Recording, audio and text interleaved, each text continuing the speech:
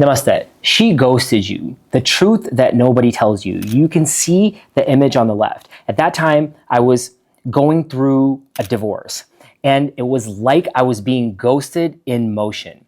On the right, I got ghosted. Why is it that I'm not lying down, eating bad, watching TV, and instead I'm making this YouTube video as a mission? If you've been ghosted, you live alone, don't believe in yourself, then this video is for you. If you're sitting there stuck, wondering, why is it that I just can't get ahead? Why is it that I feel stuck? Why is it that I can't be with somebody else? You're not thinking abnormal. This is not some problem. You're not crazy. Neurochemicals are so out of control when you're going through a breakup. The oxytocin drops, the bonding chemical, norepinephrine spikes, which is the fight or flight response, cortisol increases, and you just are not feeling good. And it's not abnormal, especially when you get ghosted. Somebody just drops you like that. And recently I got ghosted. And that's why I'm making these videos, is because I want to show people that even though you got ghosted, you still may not feel good 100% of the day. But is it better to feel good 60 to 70% of the day? Or feel crappy 100% of the day, blame them, play victim, say that you feel sorry for yourself, don't have compassion for yourself, eat bad, drink, play video games, sleep, don't sit within your core values, and don't feel good about yourself, eventually having a stroke or heart attack because you're not taking care of yourself. And that's what I don't want for you. I'm dhruvaMD, a practicing board certified family doctor. I've seen over 130,000 patients in my career. When it comes to being ghosted, going through a breakup, and that emotional toll it takes, I've seen patients have so many problems because of this. They end up having diabetes, hypertension, then later on stroke, kidney disease, cardiovascular death, and if you live alone, don't have anybody like me, what are you gonna do? I recently got ghosted and I was still spiraling a little bit, but not as much as I did before because I was writing. I texted her a couple of times after we broke up, after she ghosted me. And I'm just thinking like, what did I do? Did something happen? Did I do something?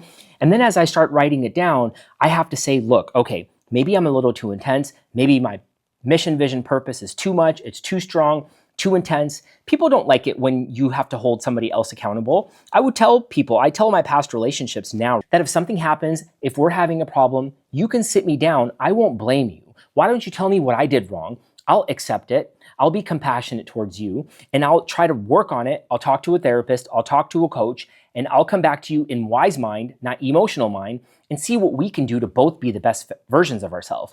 Some people may not want to hear this. They're like, dude, that's too intense. Well, this is where I'm at in my life. And if I can't find somebody that doesn't share those values, I'm going to stay alone and stick to my core values and then in turn inspire somebody else.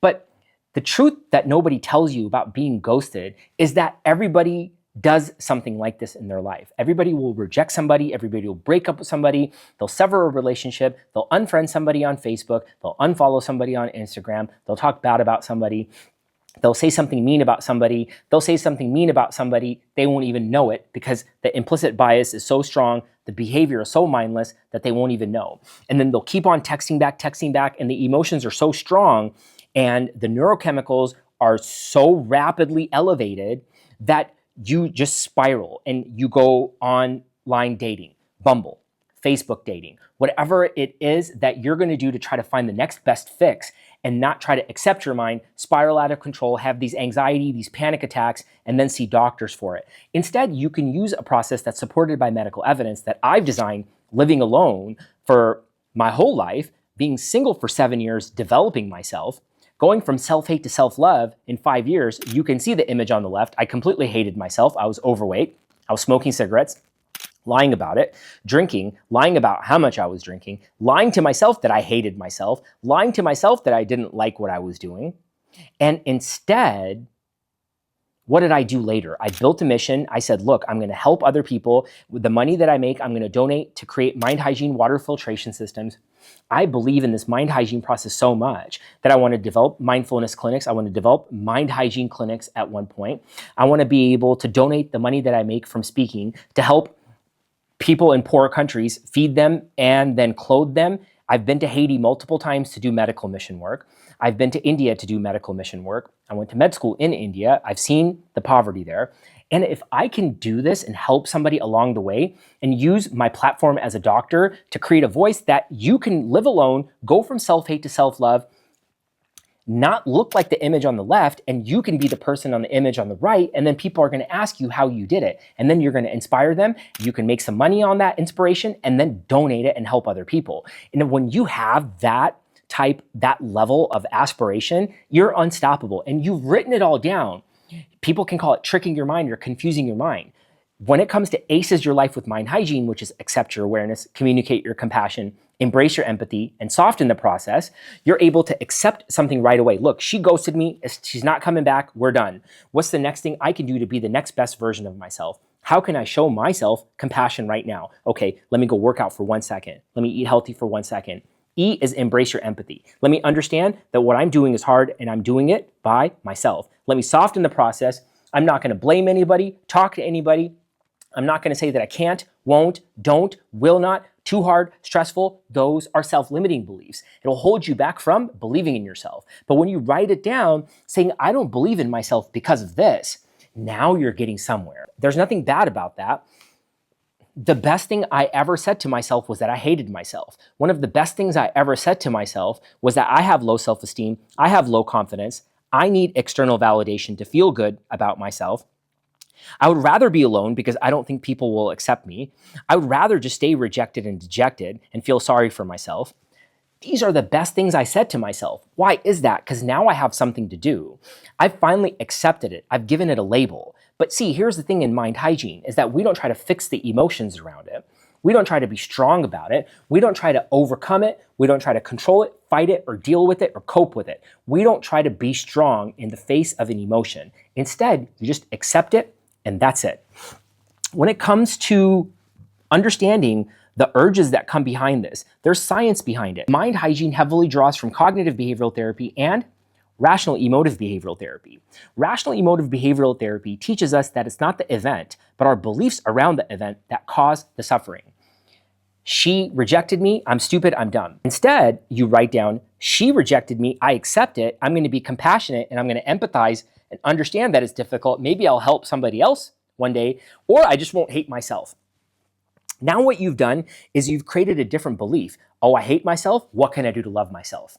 That's a different belief. That's not a self-limiting belief. Oh, I can't love myself. When you say you can't is one of the most strongest words that I've ever heard in my life. When you say you can't, you've already completed the sentence. You've already completed your process. It's not doable anymore. But if you say that you can do it by doing this 1 second at a time, I can be healthier by going to the gym for 1 second and leaving.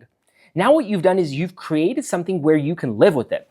I will eat better by not watching TV, a cell phone, or a TV show, and I'll put everything down. I'll be mindful, I'll be aware and present, I'll be intentional, purposeful, I'll show myself compassion, I'll be aware, I'll be practicing mindfulness for 1 second. Let me take 10 chips on a plate, I'll eat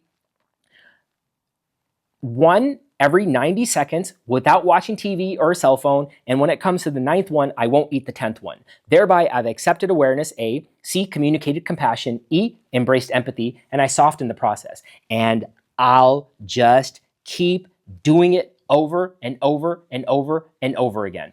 It could take you a second, an hour, a day, a month, or 5 years. Imagine you're Michael Jordan, you're the star player of a basketball team. His coach, one of his trainers says this. The trainer also trained Kobe Bryant, also trained Dwayne Wade. What he says was that when Michael Jordan lost in the Eastern Conference Finals, I think the second time, don't quote me on the exact numbers and dates here. Oh, well, look who came in the frame right when I was talking about Michael Jordan. Well, when it does come to Michael Jordan and his career, what happened was that when he lost the second time in the Eastern Conference Finals, his trainer was like, you're going to have to stay down for a little bit and understand what you did. And what Michael Jordan was like, the scoring title, he had the scoring title 3 years in a row, and he wasn't really playing too good of defense. And he was like, well, what I need to do is I need to develop my body and play more defense. But what did he do? He stayed down for 1 full year, and then finally he wins the NBA Finals 3 years in a row. But what happens here is that if you're Michael Jordan, you're the star basketball player of the team, I'm one coach. Maybe I'm your head coach right now. You need to find an assistant coach, a 3-point coach, a steal coach, a dribble coach, a layup coach, and you need to take inspiration from all of them. I'm not giving you advice today. I'm telling you a story of how I went from self-hate to self-love by myself with nobody watching me, nobody giving me any credit, nobody saying that you're great. Instead, I did it for myself, which Michael Jordan did too. Took him 6 years to get to the NBA Finals. It took me 5 years to go from self-hate to self-love by myself. You know how people say that you cannot do this alone? Yes, you can. And I'm here, and God has put me on this earth for me to show people that you can do this alone. You can do this by living alone, and you don't need me to do it. You can just write your way out of it. And when you see the benefit in it, you'll understand. There will be a link in the description to a Mind Hygiene PDF that you can follow along. Also, please subscribe and hit the notification bell. I'll be dropping videos every Wednesday at 4 p.m. Pacific Standard Time on how to believe in yourself when you live alone, have mental illness, got ghosted, went through a breakup, don't want to be that person who's overweight on the image on the left. Instead, what can you do to be the person in the image on the right to inspire somebody and help somebody one day? And if you did find value in this video, please share it. Namaste.